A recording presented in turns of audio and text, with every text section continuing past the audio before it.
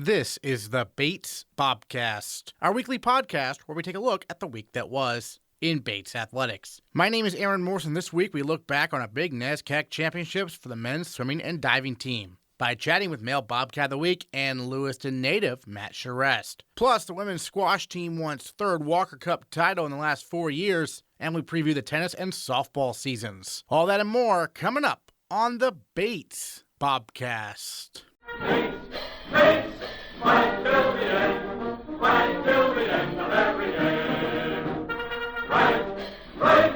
Right till the end, fight for around the mother's game. The men's swimming and diving team achieved its goal of finishing in the upper half of the conference over the weekend, coming from behind on the final day to edge Colby for 5th place at the NESCAC Championships. Lewiston native Matt Charest turned in a breakthrough performance for Bates, starting day one when he tied the program record in the 50-yard breaststroke in the morning prelim, and earned all NESCAC honors with a third-place finish in the final. On day two, he finished 4th in the 100-yard breaststroke and helped Bates take 6th in the 200 medley relay. Then on the final day of competition, Charest earned more points for the Bobcats by finishing 8th in the 200-yard breaststroke.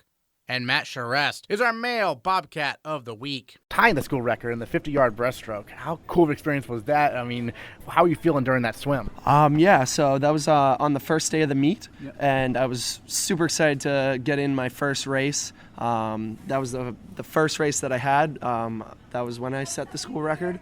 So I was just excited, ready to go, and ready to score points for the team. I had prepared all season for NESCAC, so that's the big event. So I was just really excited to get that first race out of the way and continue strong throughout the meet. Yeah, well, when you start to be that strong, right, tying the school record, you have to come back and swim that night, though. So what's that mentality like going through the rest of the day preparing to swim at night? Early in the day, for the first session, I usually like to try and swim my hardest because you're trying to qualify for an A, B, or C final. And if you swim fast enough, you make the A final, which is a lot more points than a B or C final. So that was pretty much my goal for the meet, to try and solidify at least 3 A finals and score as many points for the team as possible. Excellent. And the team, by the way, overtook Colby on the final day. When did you learn that you had overtaken them, and what was that experience like? Yeah, so Coach had told us about how close the meet was, and we definitely knew throughout the whole meet that it was going to be close. And we were gunning for that 5th place finish right on top of Colby. And I think it was going right into the last relay. We were about 5 points ahead of Colby, and we knew that we had to come up ahead of them in order to beat them. So it was really exciting, and everybody performed perfectly to end the meet on a high note. What was the last relay? So the last relay was a 400 freestyle relay. Okay. So you were watching that one. I was watching that. What was the experience like watching from the pool deck? From the pool deck, all the guys were behind the lanes, just going crazy, cheering so loud. So I think that was a great experience. I think that's almost an even better experience, cheering for your teammates at the end of the lane, just seeing them swim extremely fast. So that was an awesome experience. Yeah, so the men's team, obviously, you guys graduated so many, record-breaking swimmers last year. Teddy Pender, Riley Yu, and Jonathan DePew, the list goes on. What was it like this year to have, a younger team, a team with maybe less experience, but still getting top half of the conference? Yeah, so all the freshmen that came in to NESCACs were definitely nervous. I had some come up to me saying that they were nervous, and I would just tell them, you've trained all season for this, and you're prepared. You've gone to dual mates against most of these teams, and you performed amazingly then, and why not now? You can do it now, and they definitely did, and I thought that was awesome. And a lot of swimmers definitely stepped up in place of those people that we lost, which was also great to see. Last week we talked with Caroline Apathy on the women's team and how she's so good at the butterfly. How did you get so good at the breaststroke? In high school, I kind of got good at breaststroke. I would always come to Bates swim camp and that would be a particular thing that I would work on when I was here at swim camp in high school. And I think it's an interesting event and different from all the other strokes. And I think the breaststroke events are just meant for me. Excellent. Now, Lewiston High School, did you have meets at Bates ever at Tarbell Pool? Because I saw at Lewiston Every Little had a meet earlier this year. Yeah, so I actually had my senior meet was the first time we had a meet in high school at Bates. Okay, nice. So that was my senior meet, my last meet. So it was kind of really exciting knowing that I had Bates to think about next, and I was having my last high school meet at Bates. So it was. That was a really cool experience, and it got me excited about Bates too. All right, so, who else shined, in your opinion, at NESCAC? Obviously the team did really well. Yeah, I think both Tanner Fowler and Jem Bullock did really well. They went abroad this year, and coming back, they were putting down impressive times and really just stunning us, especially coming back from abroad. I thought they did really well. Also, Andrew Hall did extremely well, and Peter Corey. There's just so many names that did so well. I think most of the team had personal bests, so those are just a few to name. Yeah. So now obviously with the off season starting, basically, right? Mm-hmm. What's your plan, to come back strong for your senior year? Yeah. So I'm excited to start lifting, get stronger. I think that has helped me throughout freshman year, sophomore year, and junior year. That's been a really big thing in the off season to focus on. We're definitely going to get a group of swimmers go into the weight room in the afternoons, and we'll have some time to swim as well. So just getting consistency going with weight training and also being in the pool consistently as well. I think that'll help me for senior year. I'm curious, we always track how our posts do on social media and stuff, and obviously you being from Lewiston, it was getting a lot of looks, and I think I saw your dad or one of your relatives share it. Have you heard from locals in the Lewiston area about what you did at NESCAC? Yeah, they're really excited, especially my parents. My parents were extremely supportive. Can't thank them enough. And it seems like the posts my dad shared, many people have been saying congratulations, and I thank them all for that. That's really awesome and really great to see that I'm having an impact out there as well. So, yeah. Do you feel this year, obviously it was a breakthrough NESCAC for you, do you feel this year as a whole has been kind of a breakthrough in terms of you going from being an underclassman now to an upperclassman? Yeah, I definitely feel like I have a new role on the team. I definitely feel like I'm able to give advice to some of the freshmen a little bit more easy. And then also getting advice from the seniors is great to have, and I'm hoping to continue that next year and provide advice and support to anybody that needs it on the team. And I think it's a great role to have, and I feel like my career at Bates has helped me do this. All right, well, one more year to go. Matt Charest, Male Bobcat of the Week. Thanks so much. Thank you so much. Have a good one. The women's squash team won its third Walker Cup title in the last 4 years at Team Nationals over the weekend. The Bobcats defeated Hamilton 9-0 on Friday, then swept Dickinson 9-0 in Saturday's semifinals, and defeated Tufts 6-3 to clinch the title on Sunday. Bates had lost twice previously to Tufts this year, but this time the Bobcats pulled out the win. Senior captain Vicky Arjoon is our female Bobcat of the Week, having swept all 3 of her matches. But to wrap up the women's squash season, we sat down with all 4 seniors: Arjoon, co-captain Kristyna Alexova, Katie Bull, and Molly Brooks. These 4 win a combined 11-1 over the weekend. Coming off Team Nationals, the third Walker Cup title in 4 years for the team. Katie, we'll start with you at number 9. You'd played this Tufts woman twice before this year. This time you were able to sweep her. What was the big difference for you turning the tables this time around, you think? My other teammates just really motivated me to come back this time and do it for the team. I just really wanted to make that contribution. What was really working out there on the court, you thought? I was just a lot more focused and ready to go from the start, and jumped out to an early lead and held on to that. Vicky, you swept everyone you faced this weekend. What was working for you out there? Definitely felt a bit more confident. I think coming off of NESCACs, I've played several of these girls before, and throughout the regular season, so sort of like knowing their game, and that built up confidence that I had going in, knowing that this is my last nationals, this is my last imprint on bait squash. I think that really motivated me to push for myself and for the girls. And Kristyna, how did it feel, in your career on a high note like this in terms of your time here at Bates and what you've done and again, a third Walker Cup? What was it like, after that final match, perhaps? I was really happy because it was like probably the last match of my squash career, so I tried to give it all and just to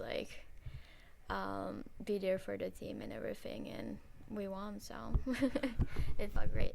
Absolutely. And Molly, two of those teams, Dickinson and Tufts, the team obviously had lost to before this year. What was it like for you to flip that script a little bit? Individually, I didn't, but as a team, it was really awesome to get that win, especially coming from a 6-3 loss, I think, in the beginning of the season.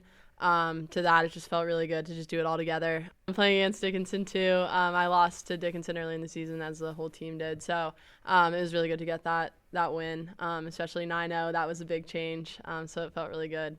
Yeah, way back in November, you played Dickinson to start the season, right, Katie? And it seems like the team obviously is much different at the end, right? You had some big additions throughout the year with Katie and Maeve coming back, and that much really helped things as well, right? Yeah, just having everyone come back, and with the extra training and motivation from being together for a longer amount of time, we really came together. Vicky, you're headed to individual nationals for the fourth time in your career. What's the experience been like the past few seasons playing there, and what do you take from that into this season? It's been pretty intense before. I mean, just looking back on it now, I remember my first individual nationals with Kristyna, just freshman year. It was really tough going into it because you know that you're playing some of the top players in the country. You don't know where you're end up on the draw, so really and truly you can be playing somebody from an NESCAC college or from an Ivy League. It really depends. And I think that level of competition really pushes me to focus on my individual game and to better my own personal game, but at the same time I'm also representing bait squash, so it's really a great way to go out on a bang. Kristyna, you and Vicky were the captains this year. What was that experience like for you being one of the captains? It was a great experience. We had Eliza at the beginning, and so it was a little bit more work when she left in January, but I mean, Vic's been doing a lot of work, so and it was pretty much my first leadership experience. She did that last year, so she taught me a lot. For sure. Molly, what was it like to having these two as captains? It was great. Vic and Kristyna are some of my best friends, so it was a lot of fun having two people that I knew really well, but also knew I could talk to about everything as captains and leaders. So they were just really awesome and super supportive, and really I think made everyone on the team feel like they contributed too, which I think is really important on a small team. There are 10 of us, give or take a few. So it was really nice to have two people that I knew really well and could talk to about anything. Katie, similar thoughts? It seems like a lot of laughs and fun team. Yeah, we always have a really fun time together, and you can tell that Vicky and Kristyna really care about us, so that means a lot. Molly, I'm curious, after it was all over, what did Pat kind of say to the team after winning that Walker Cup title? I mean, he turned to the four of us and just said, thank you for 4 great years. I think the four of us have been through a lot of changes in the bait squash program, and, Pat's been through some changes too with his own life, so I think it's been... he was just saying thank you and congratulations. And I think, just doing it all, the four of us, it's really nice to have all 4 of us as a team. And I think that's really kind of what helped me especially get through, the 4 years, was having them be a support system, which was really great. So. Kristyna, I'm curious, when you graduate from Bates this spring and everything, do you have plans on, playing squash, after graduation? Because some kids say, they don't want to, and some want to continue. And I've been playing for about 13 years or so. So I think individually I don't want to play anymore, but I might coach kids or just occasionally hit with someone else. But also maybe some coaching. Yeah, maybe some coaching, but I'm not planning on playing competitively anymore. Yeah, so from a coaching perspective, obviously you get a lot of great experience because you coach each other, kind of, right? I mean, what's that experience been like? Definitely. I've been in situations where Katie Bull was playing 3 our freshman year and Kristyna was playing 1, so we've really been around each other for forever. And I think that I respect their opinion more than anyone else's. And I think that they know my game better than anyone else. So really and truly, coming off court between games, they can see from a whole new side of my game that I really need to learn from, and I really and truly value that. Katie, I'm curious because I believe you told me before your dad played here, right? Yeah. And so you're kind of continuing the squash tradition and whatnot. What were your talks with him about, like throughout these 4 years, maybe about playing on the women's squash team here? It's definitely been a really big part of my career at Bates, and I think it means a lot to my dad too, to see that. And he was there for my last match yesterday, which meant a lot to me. What was it like for you walking off the court after you won and you was like, this is it, right? Yeah, it's kind of crazy, but it's been a great 4 years, and I'll definitely miss the team a lot. All right, we got Katie Bull, Vicky Arjoon, Kristyna, Alexova, and Molly Brooks. Thanks so much for joining us on the Bobcast. Appreciate it. Thanks. Thank you. Thank you. The lacrosse teams got their seasons underway last week. The men took on number 3 nationally ranked RIT on the UMass Amherst campus. It came up just short, falling 14-12. Junior captain Curtis Napton scored 3 goals, and junior captain Matt Lastava tallied a goal and 3 assists in the loss. In women's lacrosse, Bates visited Cabrini on Thursday, and the Bobcats won by a final score of 20-12. Senior Katie Allard and sophomore Summer Dias scored 4 goals apiece, and newcomer sophomore Kathryn Grennon also scored 4 goals in her Bates debut. Grennon is a transfer from William & Mary, and she joined the Bobcast to talk about her journey to becoming a Bobcat. I decided to transfer when I realized that the Division I rigor of lacrosse was just too much for me as a student athlete. And going to boarding school, NESCAC was kind of a no-brainer, so I started looking at schools last year, and Bates just ended up being the school that fit the best for me. So how was that process? Would you look at Bates coming out of high school also, or was it just you decided, after William & Mary wasn't working out that you wanted to come to NESCAC? So yeah, my junior year, I was kind of deciding whether or not I wanted to go the Division I route or the Division III route. So I definitely was looking at Bates because I always had just heard amazing things about Bates from people from my high school and growing up in Maine. And then once I decided that I wanted to go Division I, it kind of obviously went to the back of my head. But then the whole time I just knew that if I could see myself at Bates, and I knew that it would be, if I wanted to transfer, it would be an awesome place for me. So this past week was your first time playing a lacrosse game in a while, right? Yeah, it was the first time I played in a real lacrosse game since my senior year of high school. So it was definitely a long time coming, but it was really awesome. 4 goals, right? So how did it open up on the field for you on attack? Yeah, so our attacking unit has a really good chemistry this year, and just good passes inside. Like, my teammates made it really easy for me, and yeah, my shots just went in, which was really awesome. I often ask about adjustments from high school to college. What adjustments have you made going from first boarding school to William & Mary, now to Bates? Yeah, I mean, definitely last year playing fall ball, we had lacrosse multiple times a week, so even though I haven't played since high school, I did a lot of lacrosse last fall. And transitioning to college, that transition was pretty smooth through that first semester. So coming back, it wasn't too hard to get used to the pace of play. But obviously, the NESCAC is a really fast-paced league, so I'll be interested to see once I get into the NESCAC play. And you have a fellow Division I transfer, Katie Clark, who's your roommate. How's that been? We get along really well, and having that bond, I mean, it's not that often that we have transfers to the NESCAC. I know Brett said we've only had one other transfer ever, and so having the two of us at the same time, both coming from Division I schools, has just been awesome, and it made the transition super easy. And tell us about her a little bit, her background and whatnot. Yeah, so she's from Rumson, New Jersey, and she played at Lafayette College last year, and both of her brothers went here and played on the men's team. One of her brothers is a senior right now, Cooper Clark. So I think for her, Bates was a no-brainer, and she's an awesome defender. She's a really big presence on the field, so it's been awesome to have her through the whole transition as well. So growing up in Cape Elizabeth, when did you start playing lacrosse? When did you get into the sport? Yeah, so in Cape Elizabeth, I'm sure it's even earlier now, but at my time, we started in 3rd grade, and starting by 5th grade, I started playing Maniacs, which is actually the club team that both of our coaches, Lauren and Brett, owned together. So I knew Lauren and Brett from when I was little, and once I switched to my boarding school, I played for a team in Massachusetts. But yeah, playing with them had always been nice because transferring here was a super easy transition because I had worked with them before. But yeah, started in 3rd grade. So Brent had actually coached you before? Or? He didn't own the club till later on, but Lauren, our assistant, had been my coach since I was in like 5th grade. So it was super easy. And even in high school, I would meet with her and shoot around with her. So it was awesome to have her as an assistant. I know Lauren's been an assistant here before, but this is her first year back after a couple years away. Did you know when you were coming to Bates that she was going to be assistant coach this season? No, I actually had no idea, and we didn't find out till recently. And I had shot around with her over winter break before she was even the assistant coach, and it was just awesome. I was super excited to find out. Outstanding. And then, so one game in, how's the team looking? What can you tell us about what you saw from your teammates this past week? Yeah, I think we have a really great team this year. Obviously, I haven't been here in the past years, but the chemistry is awesome. We have a really great dynamic. Everyone gets along so well. And our week in New Jersey, we finally got the flow of some of our new systems, and so far we've looked awesome. I know you had an exhibition game before the regular season game against Cabrini. How'd that kind of help everybody?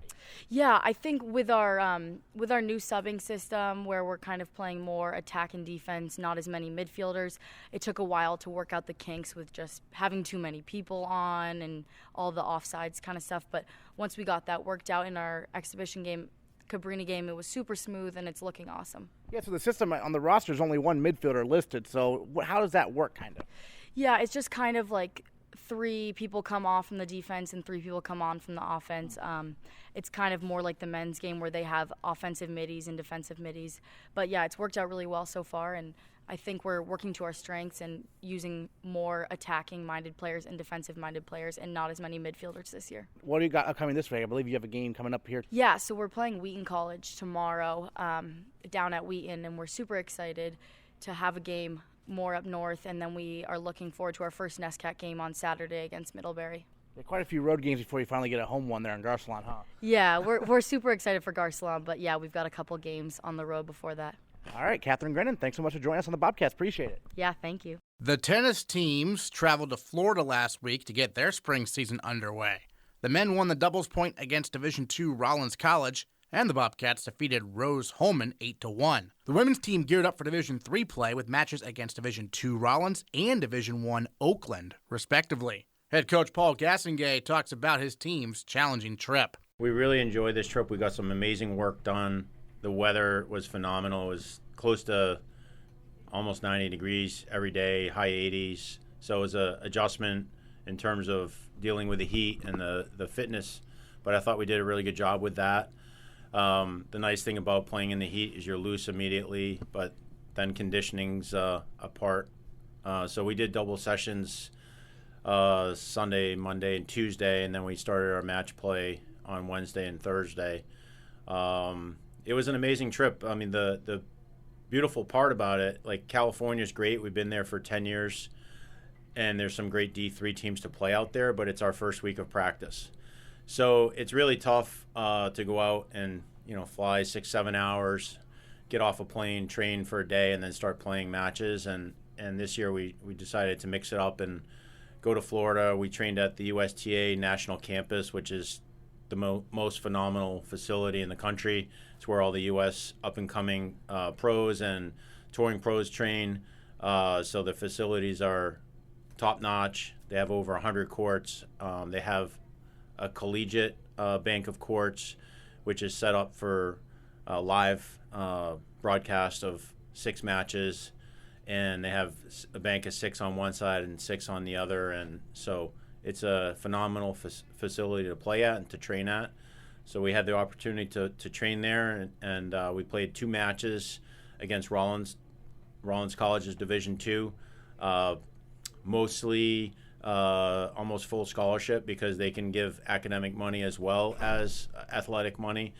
So a lot of international players on both teams. So a very high level team. They beat a lot of D1 teams. They're very strong year in, year out. And I was really pleased with our performance, having only 4 practices, 4 days of practice. And we went right into playing a very high level team, and the women played phenomenal.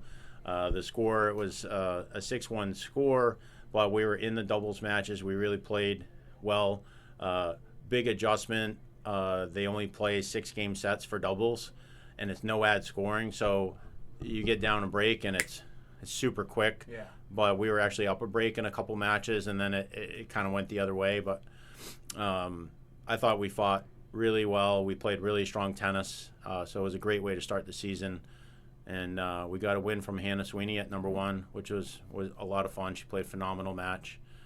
And then the guys played Rollins the next day on Thursday, and we ended up winning the doubles point, because in Division 1 and 2, you play a 7-point match, and you get 1 point for doubles. So if you win 2 out of 3 doubles, you get the 1 doubles point. So we won pretty convincingly at the top 2 spots, and we lost at the 3rd spot, but we got the doubles point, and we played really strong in singles as well. Josh Keano lost in a match tiebreaker at number 1, and Vid Yadav lost a match tiebreaker at number 3, and then we were in the balance. We were really close in a couple other matches. So I was pleased with that. But again, it's a work in progress, and we have to get a lot tougher. So. Well, yeah, you're challenging these teams right away. I mean, the women, first of all, you had a D2 match the women won in the fall against Merrimack. Now you have them play a D2 team in Rollins, and then also a D1 team in Oakland. I mean, they haven't played a D3 team yet. I know. We had this amazing opportunity to play Oakland University out of Michigan, and they needed a match. They had lost a match. They got rained out, and we were there, and we had a date left on our schedule the way it worked out. So it was a phenomenal opportunity for us to play on Thursday with the women, and it was amazing. They battled. They played super strong, and it was good tennis all around. And our break is so early. We don't really match up with anyone, so there's really it's hard to find matches. And this week we did a lot more training, which was very beneficial. We got a lot of things in place. You could see by our doubles play was strong, because we were able to work on some stuff early in the week. So I was really pleased. Really great opportunities to test ourselves right off the bat. Yeah, you mentioned Hannah Sweeney winning her match against the number 1 player for Rollins. Where have you seen her in her development? It seems like she's picking up right where she left off. Great year last year as well, of course, for Bates. Yeah, she's like all the girls on the team. They work really hard. Hannah's super coachable. She has a very unique game. She mixes up the tempo, but we've given her sort of the ability to hit a higher tempo ball, a heavier ball, and her serve has come along. It's starting to be a really massive serve that she can dictate and get some free points, some aces, which she didn't have last year, which is really fun to see. But no matter who watches her play, they'll say the same thing. She's a rock. She's mentally tough. She fights every single point. It doesn't matter who she plays. So it's an inspiration to the rest of the team. But I think we have that collectively, 1 through 11 on the women's team, and no one gives up. They fight for every point. Win or lose, they come back and they reset and they play another tough point, and it's really cool to see. Certainly on the men's side, the doubles point you won against Rollins. Tell us about the doubles teams and how they're shaping up. Well, when you graduate a couple superstar doubles players in our lineup, like Ben Rosen and Josh Leiner, who were part of our doubles from freshman year, it's tough. We had to kind of mix everything up, and we have some up-and-comers, guys who've been in the lineup but are more singles players who have really grown as doubles players over the last couple of years. So Jacob, of course, Coppola was with Ben as an All-American in doubles, and so he and Q are just they're so super athletic, and I think that's what we have on this team is a lot of athleticism, and I mean there's nothing they can't do, and what we're working on is really locking in, making sure we're focused, making sure we're playing the right game plan, and simplifying, because they have so many options. They're super talented, but we're trying to rein that in and play a more basic game. But Q and Cop are playing unbelievable together, and then Vid and Glover really playing some good ball together. I mean, again, super athletic, just amazing hands, super fast, and then we have Dwayne, aka Diesel, and Alex Kennedy, 2 bomb serves, playing three doubles right now. Things are subject to change as the season moves on, but when you have 2 serves over 120 miles an hour at 3 doubles, if we're consistent with it, that's a pretty solid point for us. So. Yeah, I've been in Merrill Gym to see Dwayne Davis is always out here doing work out there. It seems like he's really working hard on that serve.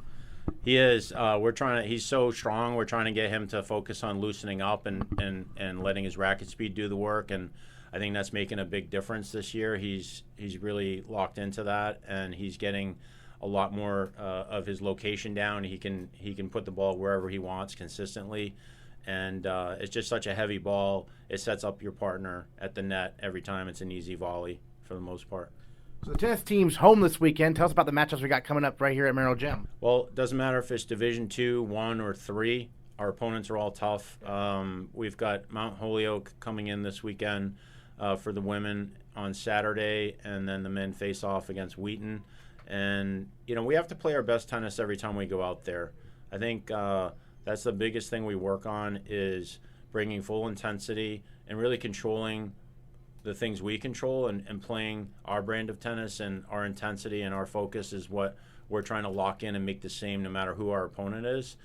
And then you're going to have good results if we do that. If we play towards, one way versus one opponent, another way versus another opponent, we're not going to play well. So it's really monitoring our level, our mode, making sure we're doing everything the same way in terms of our preparation leading up to it, in terms of our psyche going into the match, and our focus, and treating each opponent with respect. No matter who we play, we want to treat them like they're Roger Federer or Serena Williams, and say, hey, today is a day that I need to prove I am the best competitor out there, and if I do that, good things will happen. So, and then Sunday we face off against my former player, who's now the coach at Brandeis, Ben Lamanna, and his 2 squads on Sunday, the women at 10 and the men to follow at 3. So they're a very good program. He's done an amazing job. A lot of respect for what he's done over there. And it's always a challenge playing Brandeis, because I know they're very well coached and they're pretty feisty. But we're looking forward to the opportunity this weekend. Well, how many former players do you have in the coaching ranks? Right now, I have 2. So Ben Lamanna is at Brandeis, and Will Beauregard's at Sacred Heart, Division I team in Connecticut. And so another former assistant, Jason Box, is the head coach at Swarthmore now. So it's pretty neat to have people that have been part of our program who are having success on their own out there. Is this the first time you'd be squaring off against one of your former players, though? No, we play Brandeis every year. Okay. And it's always a grudge match, and whoever wins at the end, we kind of give each other a hug and say, great job, I'm sorry I beat you, but I'm also very happy. Hopefully we're on that side of it this time. Certainly. What are your thoughts on the meat of the season coming up here in March and April? We take it day by day, and there's a lot of tennis to play. There's a lot of time to improve. The busy part of the semester is right around the corner with finals coming up, so that's something we talk about every day, is just consistently being on top of our schoolwork, getting our rest, getting to sleep at a reasonable hour every night, and training hard. And then the objective is get better every day. Find some part of your game to get better every day, and we're focused on our beacon, or our end goal at the end is to do something really great at the end of the season, but we control our day-to-day process. If we do that really well and we take care of our things, we're going to be better teammates, we're going to be better competitors with each other, and as a team we'll be stronger. All right, Paul Gastonguay, thanks so much. Thank you. The baseball team opened its season with a trip to Florida as well, dropping 4 games with Augustana before ending the trip on a high note on Saturday when the Bobcats defeated Capital University 12-3. Senior Justin Foley struck out a career-high 10 batters in the win. Through 5 games, the Bates offense has been strong, with the Bobcats hitting .321 as a team. Speaking of strong offenses, head coach McKell Barnes is very excited about the Bates softball team's lineup this year. With a strong returning core and some exciting newcomers, the Bobcats are ready to make a splash in the NESCAC. Their season gets underway Sunday in Florida. Time to preview the Bates softball season here on the Bobcast with head coach McKell Barnes. And, well, Coach, first of all, last year obviously set a program record for wins in one season. Obviously, it was a breakthrough year for the team. What's kind of the next step in your mind to take this team from, 20 wins last year, NESCAC tournament bid to, maybe be one of the top, two teams in the, in your division, basically? Yeah, really good question. I think last year was a lot of fun. I think what that did for our returners was give them a mindset of why not us. And I think moving on to this year, we still have, or not still, but we have a group of 6 incoming first years who have never played. So last year we've been really just letting it stay in the past and just thinking about what we have, the task at hand coming up, and taking it one day at a time. And I think for those returners, understanding that has to be our mindset moving forward. Last year was fun, but we've turned that page. And I think having that experience under our belts will be really, really great for us moving into this upcoming season and understanding that we're capable of really great things. So we certainly want to build on what we started last year, but we understand that we've turned that page, and now we have a new challenge in front of us. Well, in terms of returnees, you've got 2 all-NESCAC returnees, starting with in the circle, Kirsten Pelletier in the year she had last season, probably everything you hoped for when you were recruiting from Messalonskee High School, right? Absolutely. KP has been our workhorse for the last 2 years, and we expect more of that and expect her to continue to improve into this year and next. She has a really unique mindset, and I think that's something that separates her from many other pitchers across our conference. She knows that her best stuff will beat your best stuff, and what more can you ask for from a coach? And then you had first-year Caroline Bass last season, now a sophomore, come in, and all she did was win the NESCAC batting title. Yeah, unreal. To lead the NESCAC in batting average as a first year is really, really impressive. Caroline is also someone who's never satisfied. She continuously works on her craft, and her toolbox is pretty full with different styles of at-bats, and I think that makes her really dangerous. Obviously, her speed is incredible, and you can't teach that. She just has a great knack for the game, and we trust her instincts, and what she decides I'm on board with, whether it's up at bat or running the bases. I trust her full-heartedly. And then you have a couple of seniors. Dre Russo obviously has been a big-time contributor her whole time here at Bates. Also does some indoor track. We've talked to her about that. I got to be excited to have her back at the top of the lineup also, right? Yeah, absolutely. Dre has put in so much work these last 3 years now, going into her 4th year. And I think, understanding and seeing the fruits of her labor paying off has been really exciting for me to watch, and I know for her as well too. And so we're looking for Dre to be a leader and to, I think one of our assistant coaches, Coach Danica, had a really good thing to say to her as far as she's a table setter, and we're going to continue to look on and lean on her to do that for us this upcoming season. Certainly, we talked about one of your returning pitchers, Kirsten Pelletier, but also Peyton Buxton, who contributed, at the plate just like KP did last year, but also in the circle. What's her next step, going in as a sophomore, coming in, from a pitching perspective, perhaps? Yeah, Peyton has really, really great stuff, and it's sneaky good because she has this very quiet presence on the mound. She's very calm, cool, and collected, and we can always count on her to maintain that. I think for Peyton in her sophomore season, we want to see her continue to develop those movement pitches on a more consistent basis. And I think we've been seeing that in practice, and certainly, we want our pitchers peaking at the right time in the season, so we're going to continue that improvement. But I think for Peyton and KP, it's just that mindset of getting a good drive off the mound and hitting their spin pitches well, so that they're throwing the ball hard and obviously keeping the batters off balance. So we want to continue to see Peyton and KP both take steps in improvement in that area, and we should see good things from that. Returning behind the plate, catching Mary Collette, who stepped in last year as a first year and took the starting job and didn't let go. I mean, that's probably pretty impressive to have someone come in and do that right away at a demanding position like catcher. Absolutely, and Mary has exceeded all of our expectations, and She works her tail off behind the plate, and hopefully with more catching depth this season, we can provide a little bit of a break for her to keep her fresh. And again, we want to be peaking going into NESCAC playoffs, and I think staying fresh, we now have that flexibility to do that. But certainly Mary, what we've seen from her is really develop her leadership. The way that she talks to her teammates, the way that she talks to the younger catching staff has been really impressive. And it's something that we want to continue to see Mary thrive in and continue to grow. And certainly we believe she's capable of that. You mentioned the more catching depth this year. I've noticed on the roster, more so than maybe in past years, you have players up and down the roster. They either have utility by their name or just multiple positions they can play.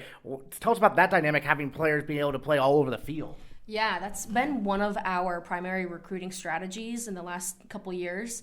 And I think we're starting to see that strategy really come to fruition. And the more ability that we have to have that flexibility, or the flexibility that we have within that, has been really, really beneficial for us.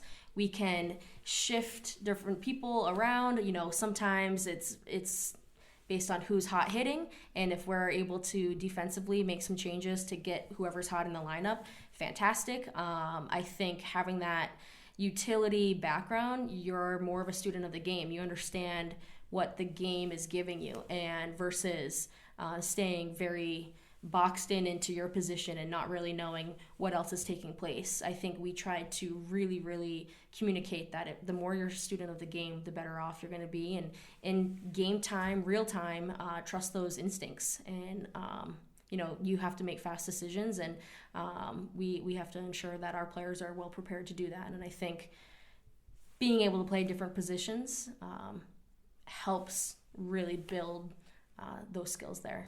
I know you're very excited about the first-year class. Tell us about them. Yes, we are very excited. I think, all 6 of them bring, first and foremost, a really unique personality.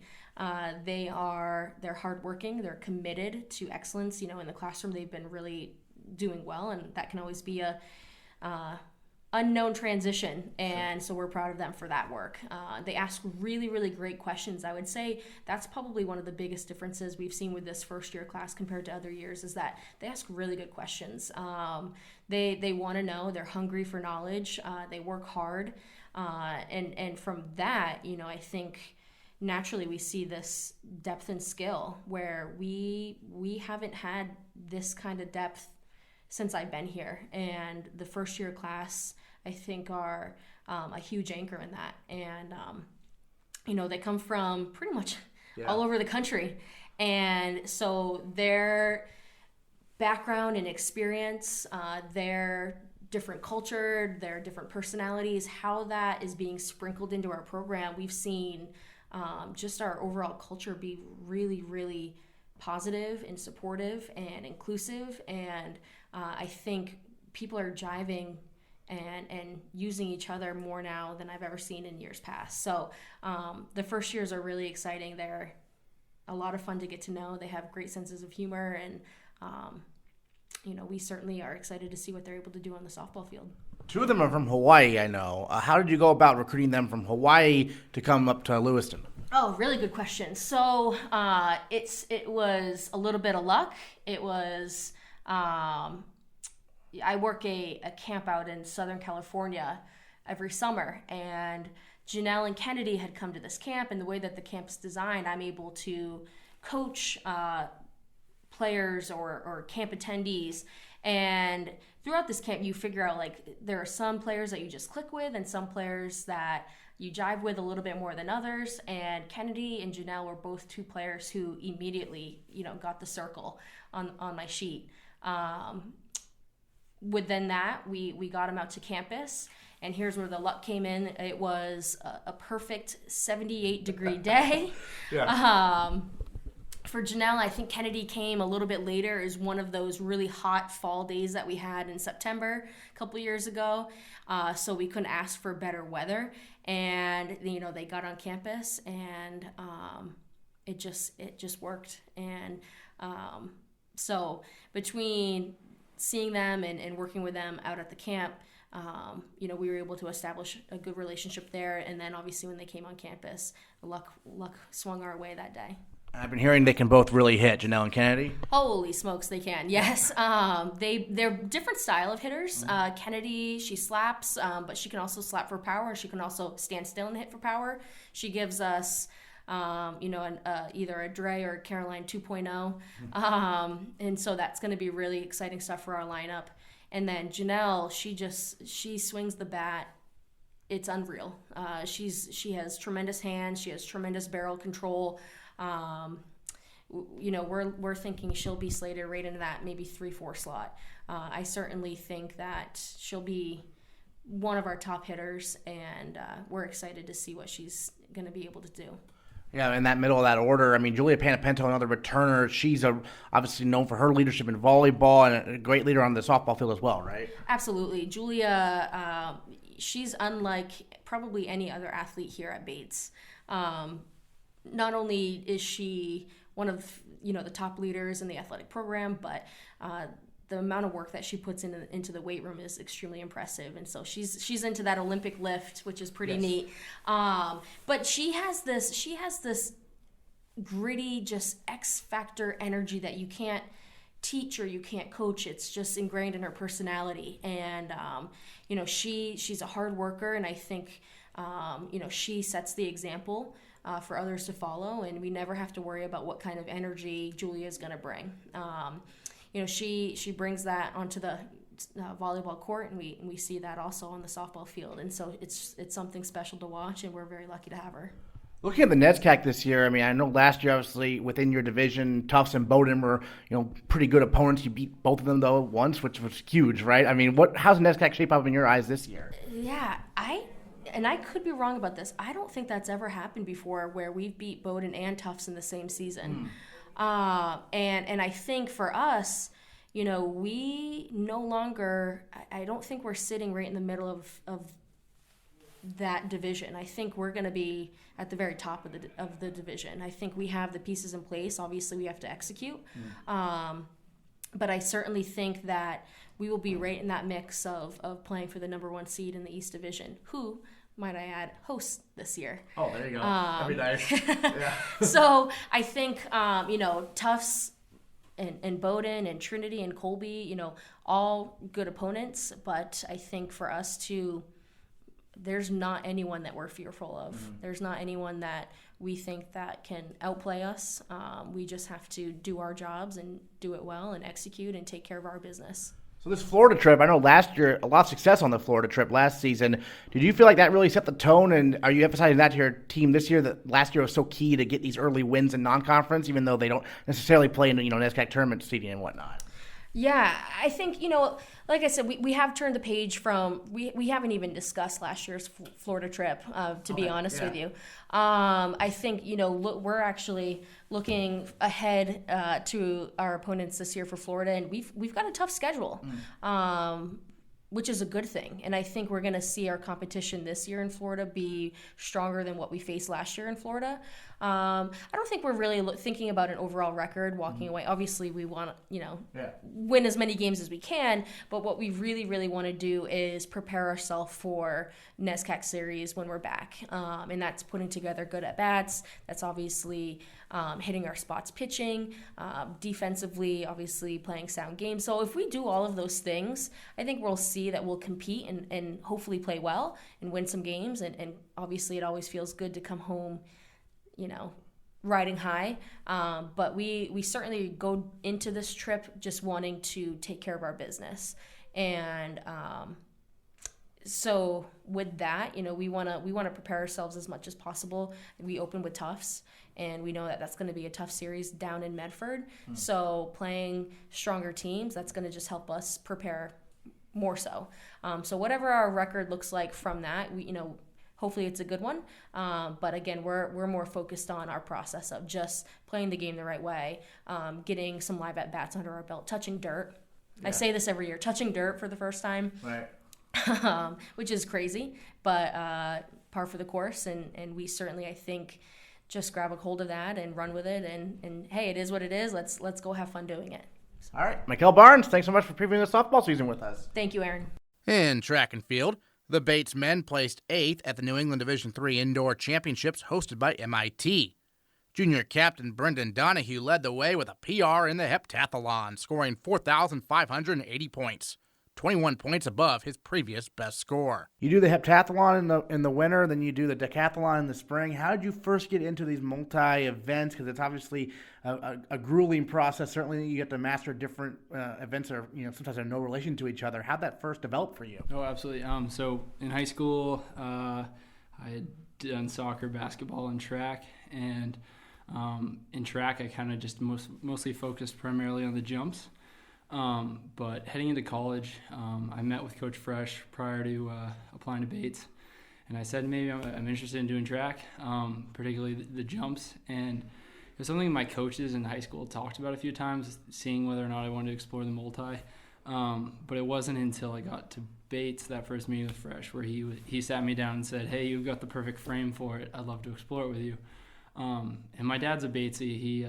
He high jumped here, so I'm kind of living in his legacy a little bit. And he takes pride in it. And it was always something that he wishes he had done. And so I think that he was a hurdler jumper. And so I think coming here, originally wasn't so sure I was going to do track, and then I met with Coach Fresh, and he got me amped up, and I was really excited about exploring the potential of doing the multi. Also, it was about the time Ashton Eaton set the world record in the Olympics, and so that was the Olympic record, and so that was pretty awesome to see. So I think that got me in the mindset that this is something I want to actually pursue. So your dad competed here. Was that for Walt Sawinski then? Yeah. Okay. So my dad was 1984 was when he graduated. Okay.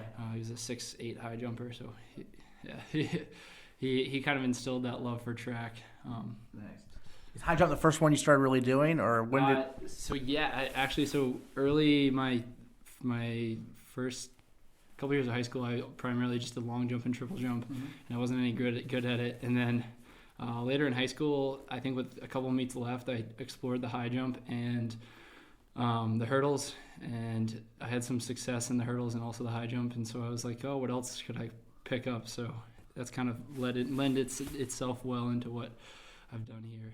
And you often have to compete, not by yourself, but like in a separate day from everyone else, right? Because it's an involved process. What's that dynamic like? Oh, absolutely. It's really different because usually I was so accustomed to going into a track meet, and it's just being like you show up, you do a couple events, yada yada yada.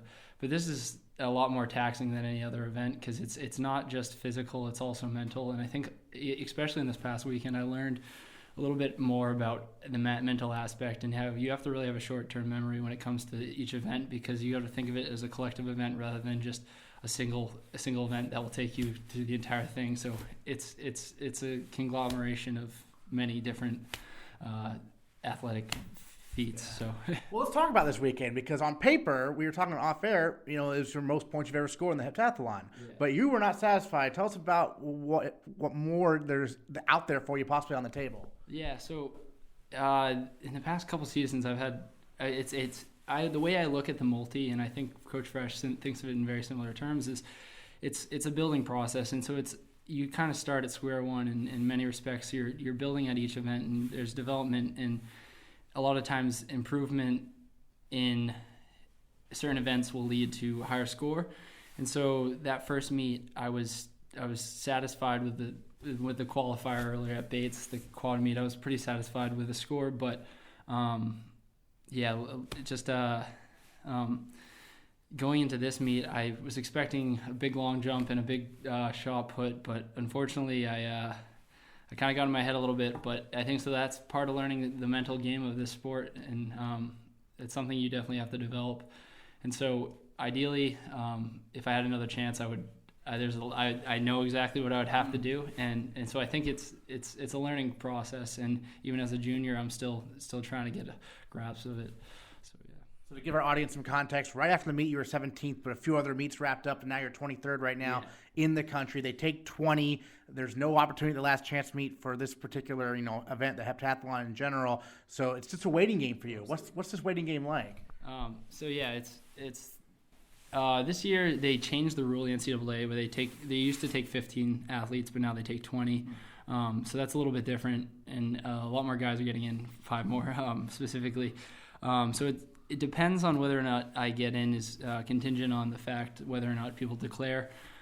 So if someone's good at an individual event, say for instance someone's jumping 6'10" in the high jump, they may declare in that event and not the heptathlon.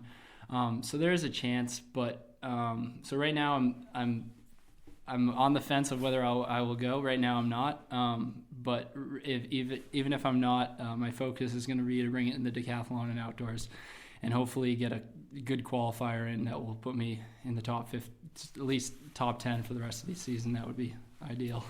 Sure, absolutely. Well, tell us what events are added when you move to outdoor season. Yeah, so we the added events are javelin, discus, the hurdles switched to 110, the 100 dash, the 400, the 1500. That's always been my Achilles heel. I'm not a good runner, as many as my teammates can attest, and even my coach. So it's an entirely different game, and in many ways, adding the throwing events really is almost like an adrenaline rush for me, because a lot of it's new to me. But anytime you catch a big throw, I can't even explain the sensation it is through like being able to huck a discus 120 feet. Yeah, and it's nice to have Coach Fresh coaching you there. Absolutely, right? Yeah. Absolutely. His experience is unparalleled with any other coach, so it's amazing having him as a resource.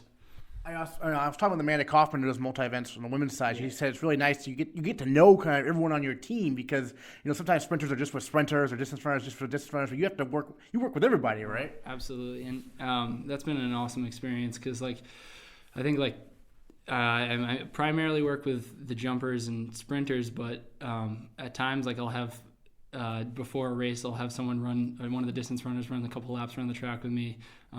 I also get to work, and this year it's awesome having the multis and Liam and Garrett being by my side. Last year was kind of a void with not having someone in that department, but so it's pretty cool, because I get to interact with the entire team, and I think a lot of people don't. And I also just you gain such a lot more admiration for what they're doing and what they have to, the preparation they have to put into being really good at an event, because it's easy for me to look at an event and be like, oh, I'm gonna do well in this event, but I see for how hard these guys work at these individual events, and even the gal. So it's pretty an awesome experience to be part of. For sure. Brendan Donahue, All New England and Heptathlon. Thanks so much for joining us on the Bobcast. Absolutely. Thanks for having me. In women's track and field, senior captain Aiden Eichhoff bettered her personal record in the mile by more than 5 seconds. Good for a second-place finish at New England's. Eichhoff is the second fastest miler in Bates history and is currently ranked 7th in the country. First-year Elise Lambert also made a big splash, becoming the 9th fastest 800-meter runner in the country, 2 spots behind Eichhoff.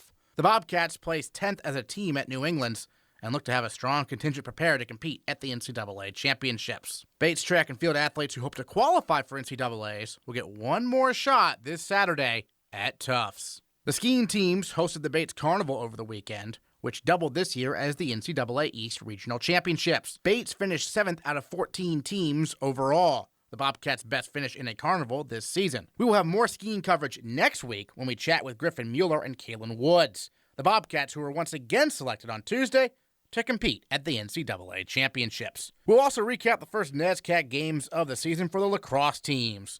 Both the women and the men take on Middlebury this Saturday, with the men hosting the Panthers at 1 p.m. Select Bates squash players compete at individual nationals this week, and the tennis teams welcome Mount Holyoke, Wheaton, and Brandeis to Merrill Gym. Find the complete schedule at GoBatesBobcats.com. And we'll recap it all next time on the Bates Bobcast.